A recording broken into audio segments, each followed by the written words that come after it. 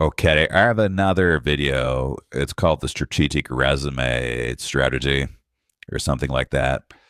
But it basically talks about the importance of understanding the ATS system of the company you're applying to. Because if you send a sort of ATS optimized keyword like resume to a human being, it'll be thrown in the trash. However, if on a bigger system, if you don't get it through the ATS system, a human won't read it.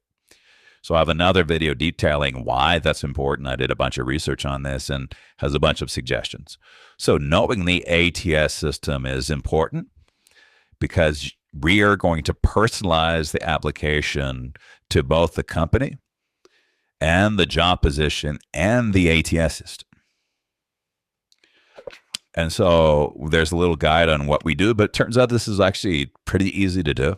A lot of the big ones, I don't know why they do this, but I'm guessing they're in the job of getting people hired. So they want to make it easy as possible for people like me and other companies like Monster and Dice or whatever to find their jobs.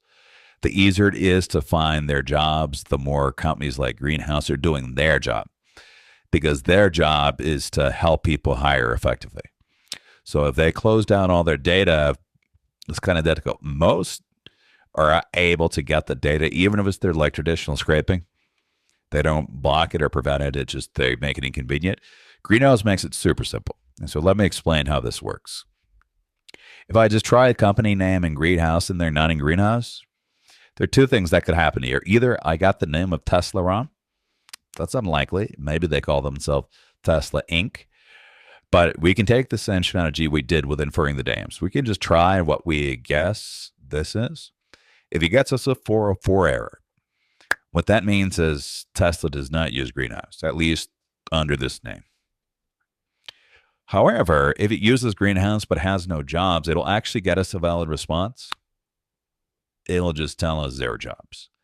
And so that's HubSpot.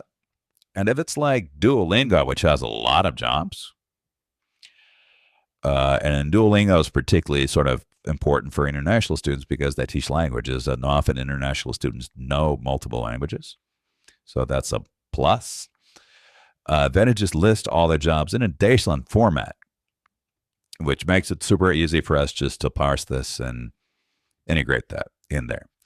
So probably the day after Thanksgiving, maybe that Saturday, I'm also going to include ATS information, and it's kind of a double, triple win for us because not only do I know, okay, Duolingo is using Greenhouse, which will affect the way we send Duolingo a resume. It also gives us the jobs that they're willing to share publicly, and here's a few jobs for Duolingo.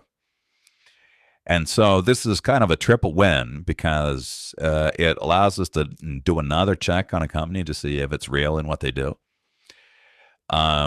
It tells us what kind of ATS system. And again, I already have videos on why this is sort of critically important.